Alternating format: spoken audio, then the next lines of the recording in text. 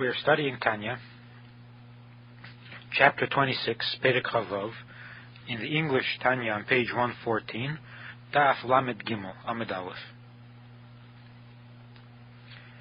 In the beginning of the chapter, the Rebbe established the importance and the necessity to serve God with joy, that sadness that produces laziness and heaviness is not the way in which we can win in a struggle against our Yetzer Hara. Rather, it has to come from agility, from a lightness of the heart, and from the cleansing of the heart of any sadness or worry in the world. Now, from the line beginning V'hinei. V'hinei Eitza Hayu'utzo, the proper and sound advice that is given, L'tahir libei mikol eitze v'nidnud daigo mimiladi almo, by which to cleanse the heart of all sadness and all hint of worry concerning worldly things, va'afilu bon chayu mezeino, and even those worldly things that are essential. We're not talking about indulgence in unnecessary things, but rather sadness that is coming from a lack in those worldly things that are essential to life on earth, and that is children, health, and sustenance, making a living. And these, it says, are the three pillars that the individual's world is based on, just as the world in general is based on three pillars, rests on three pillars, on Torah, Aveda, and Gemilas Chasadim. The same is true also with the individual's life. It rests on three pillars, and they are children, health, and sustenance. So what is the advice?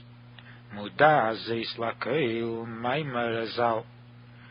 It is well known, the statement of the sages, of the rabbis, that Kishem Shem Mevarich al Hatevo, just as we bless God and thank God for good things that happen to us, we also thank God for the bad.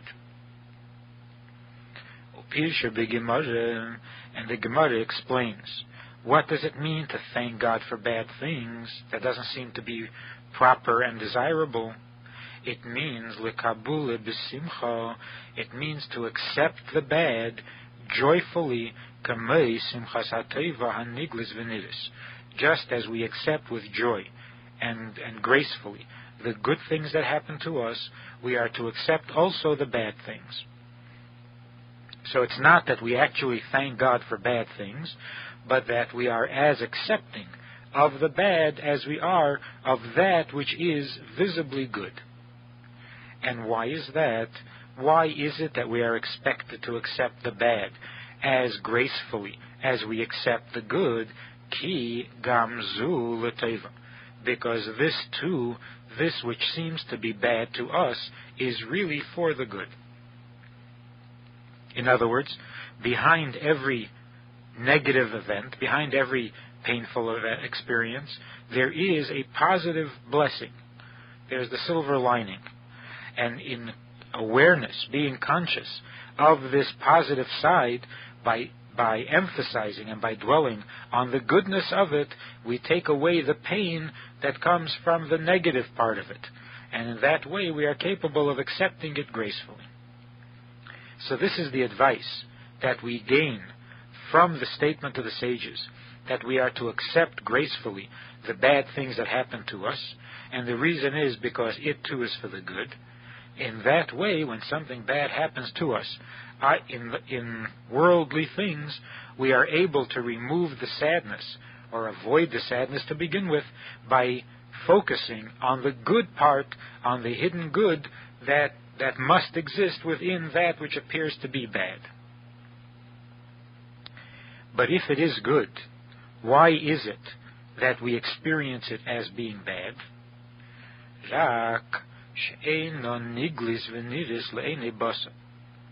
The goodness and the blessing that God is giving us, when it comes in the form of a painful experience, that goodness and that blessing is not visible to the human eye. And although the subject of the righteous suffering, or the evil in the world, and why God creates evil and why He allows evil and so on, is a subject that is thoroughly dealt with elsewhere, and this is not what the Alter Rebbe here in Tanya is introducing. This is not a new concept, but the Rebbe adds a few points and a few insights into the general theme that add to the clarity and to the understanding of the bad things that happen to people. The general explanation is that when something happens that appears to us to be bad, we are to know and we are to believe that Gam Zu L'Teva, that this too is for the good, which means that there is a hidden blessing there, and that everything that comes from above is basically good. No evil descends from heaven, and therefore, since this is a physical event, and we are not in control of our physical life, of the physical events of our life, therefore it is coming from above. Our freedom of choice is limited to the godliness or lack of godliness that we choose for ourselves, but the physical experiences and success and failure in physical things, this comes from above, and no bad comes from above. Therefore, everything that we experience in the physical realm must be good, even those things that don't seem to be good. The basic explanation is, the simple explanation is, since God is giving us what He considers to be kindness, He's giving us what He considers to be a blessing, and since His understanding and His wisdom is far greater than our own, therefore it is not surprising that there will be things that God will give us out of kindness and out of a desire to bless, and we will perceive it and experience it as being a negative and a painful and a punishment and so on.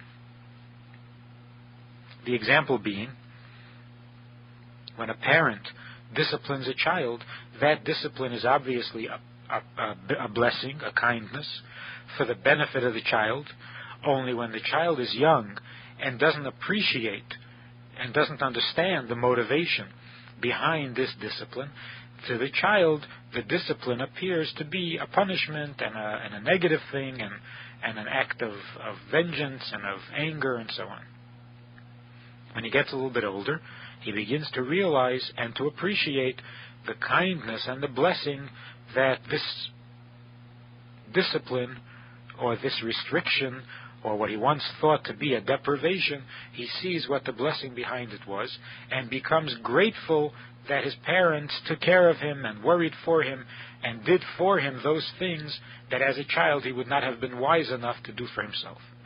So if that's true between a parent and a child, where even the parent is a finite human being, not infinitely higher or greater than the child, not infinitely wiser than the child, but sufficiently wiser, the difference in their degrees of wisdom is sufficient to make the child misunderstand the father's kindness and misinterpret it as a punishment or as an act of cruelty. If this is true between parent and child, how much more so when God is being kind on a divine and an infinite level, that kindness certainly will be something that the finite human being will be incapable of appreciating, and to the human being it would appear to be a punishment or a cruel act. That's the general explanation. The Rebbe adds to the basic statement that we don't understand and we don't see the kindness and the blessing. The Rebbe explains why that is, more specifically. The line beginning Venidis. Ki, the reason that we don't see, that the mortal eye can't appreciate the kindness that is hidden in that which appears to be unkind, Ki he me alma discasio, because this kindness and this blessing, this goodness, is coming from the concealed world. Shelamayla Malma Disgalyo, which is higher than the revealed world. Shehu, the revealed world, is created and is derived from Vav Ke Mishem Havaya Baruch Hu. It comes from the last two letters of God's name, the Vav and the Hey, and that creates the revealed world, the Alma Diskasya, but the concealed world, which is higher than the revealed world, who Yud Ke comes from the first two letters of God's name, from the Yud and the higher Hey. The revealed world is that aspect or that part of God which is made available to the world so that it is understandable to the creation and to the creatures of the world. And this revealed world is basically the expression of the last two letters of God's name, the Vav, and the last Hey. The Vav being the numerical value of 6, the Vav represents the 6 emotions corresponding to the 6 days of creation, and the Hey represents Malchus, which corresponds to the 7th day of creation, to the day of Shabbos, and it also refers to the attribute of divine speech with which God created the world. And so the 6 emotions and speech are basically revealed and make up the revealed world. And that's why the verse says, Hanistodes Lashem Elokeinu, that which is hidden is for God to know, but V'hanigles lanu v'neinu, that which is revealed is for us and our children. And the word V'hanigles, when you break it down, it's Vav Hey Nigles, that the Vav and the Hey are revealed. The Vav being the 6 emotions, and the Hey being the speech. Then there is the higher world, the world that is concealed from us because it is so high, and it is derived from the first 2 letters of God's name, from the Yud and the higher Hey, which basically represent Chachma and Bina. God's Chachma and Bina. And since God's wisdom is greater than our wisdom, and His thoughts are not our thoughts, therefore the kindness that comes from the concealed world is not understandable and not graspable to the created being as it would be if it were coming from the revealed world, from the emotions or from the speech. And that's why the kindness that God gives that is on His level is something that we as finite mortal human beings cannot understand. Or in different words, that which a person does, a friend does for you, is visible and obvious. Either it's a kindness or it's not a kindness. But the intention, the reason behind the act, the intention behind the act, this is something that is concealed. We don't always know what our friend is thinking. And so, of course, there will be times when someone will say something or do something that we will interpret as being an insult or a slight or an attack and so on, until we find out that the intention was the exact opposite. The intention behind the act was one of kindness and consideration and concern, and then our whole feeling towards the event changes. Had we known in advance, had we been able to see the intention from the start, then we would have seen the kindness in the act itself. But lacking the insight into the intention, the act itself can be interpreted either way, and we can interpret a good act as being bad. We can interpret an act of kindness as cruelty.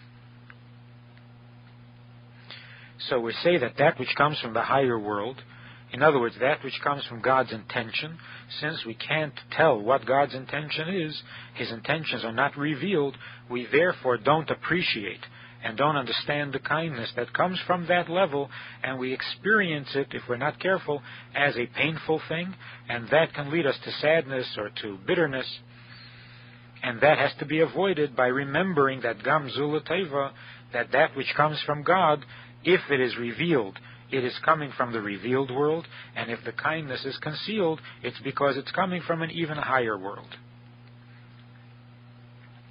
V'zeh shamar Ashrei hagever asher yitziasrenu yudkei. And that's what the verse means when it says, happy is the person who is afflicted by Yudke, by Ka, by God. And it uses only the first two letters of God's name, the meaning being that when is the person happy with his affliction, with his pain, with his suffering, if he recognizes that the suffering is coming from the hidden world and therefore is not painful at all, but is an intense blessing. And that's why the sages say that those who are accepting of their pains, concerning them it says that those who love God will be rewarded by the sun being taken out of its shield and shining forth in its full strength. Because this joy with which the person accepts those things that seem to be negative and painful, the joy comes from the fact that he loves the closeness. He desires the closeness to God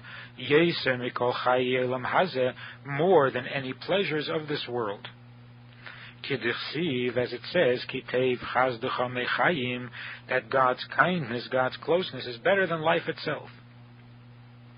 Therefore, he is happy and accepts those things that others would see as being painful and negative. He accepts them joyfully because he prefers the closeness to God more so than any other physical worldly pleasure. And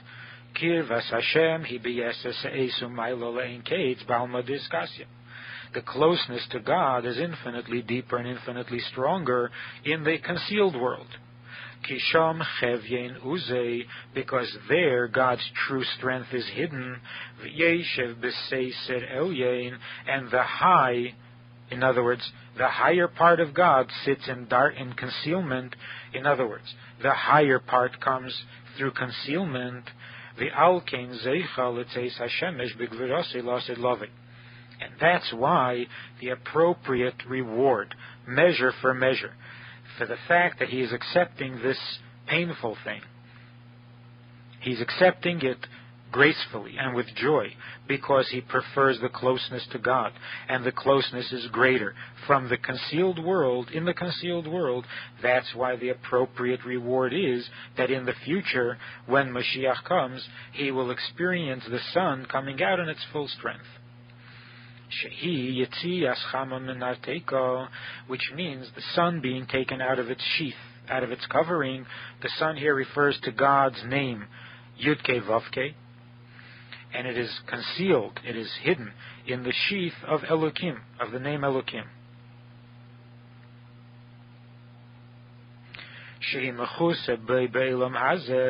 And during the time of this world, before Mashiach comes, the name Elokim conceals the name Hashem, Havaya, but la'asid lave tizgal mikisuyo, but in the future it will be revealed from its covering, Dahainu, which means she'oz yizgal alma diskasya, which means that the concealed world will then be revealed.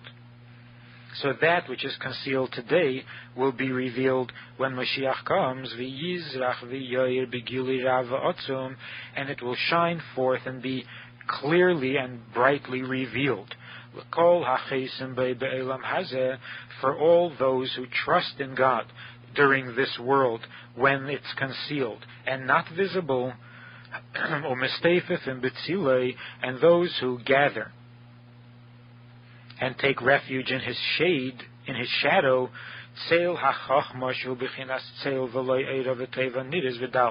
the shadow being the dark part, the concealed part where there is no light, where the goodness is not visible, and therefore can be mistaken and misunderstood as being something negative.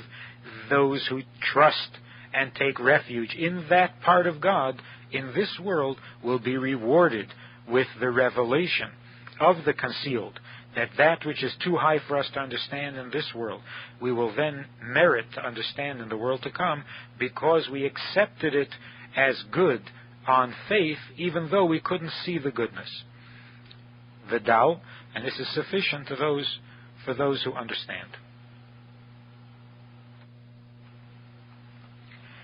And so, concerning sadness that comes from worldly things, and as we said before, this includes also the pain over children and lack of health and lack of sustenance. The way to avoid sadness and to free ourselves of the sadness, should we experience it in the first place, is by recognizing and remembering that Gam Zu L'Teva, and therefore to accept that which seems to be a negative experience and a painful experience, to accept it as gratefully and as gracefully as those things that God does for us that we appreciate and can see as being good. And that means to look beneath the surface and to recognize that that which meets the eye is not necessarily the truth. We have to bring out and appreciate that which lies beneath the surface, and that is that this painful experience is not only also good, but that in fact it comes from a higher world, and there the closeness to God is even greater. In the Shevat Fabringen, the Rebbe said concerning a yahrzeit that when something bad happens, we are supposed to react to it not by becoming depressed or becoming saddened, but rather by going out of our way in concern and in consideration and in sympathy of those who have less than we. And we see this in the yahrzeit, the Rebbe said, because even a child notices that when his parents are celebrating a yahrzeit, they are more sensitive and more understanding and more compassionate than during the rest of the year. And the most visible sign of it is that on a yahrzeit we give more tzedakah, which means that when we feel a loss, when something happens to us that is deeply painful or exceedingly good, the way a Jew expresses that kind of profound experience is by taking a greater concern, showing greater concern for those who are needy. In the Hayom Yom of Chof Aleph Shvat, the Rebbe quotes as follows: "It is the duty of Chassidish wives and daughters, may they live and be well, to be in the forefront of every project dedicated to strengthening religion and Yiddishkeit in general, and Taras HaMishpacha in particular. They must organize a movement of Hasidic daughters, of Hasidic women, to strengthen all the Hasidic practices that are involved in upbringing and educating children, as has always been the case in Hasidic homes in the past." The Rebbe mentions here wives and daughters, and in the Tanya that we've learned, the Rebbe talks about the revealed world and the concealed world, the revealed world being the Vav and the last Hey, and the revealed world being the Vav and the last Hey, the concealed world being the Yud and the first Hey. The difference between the first Hey and the second Hey is that the first Hey is called the mother, which is Bina, Eim Habanim, and the second Hey is called Malchus, and also referred to as Bas, as daughter. The daughter being in the revealed world, and the mother being the concealed world.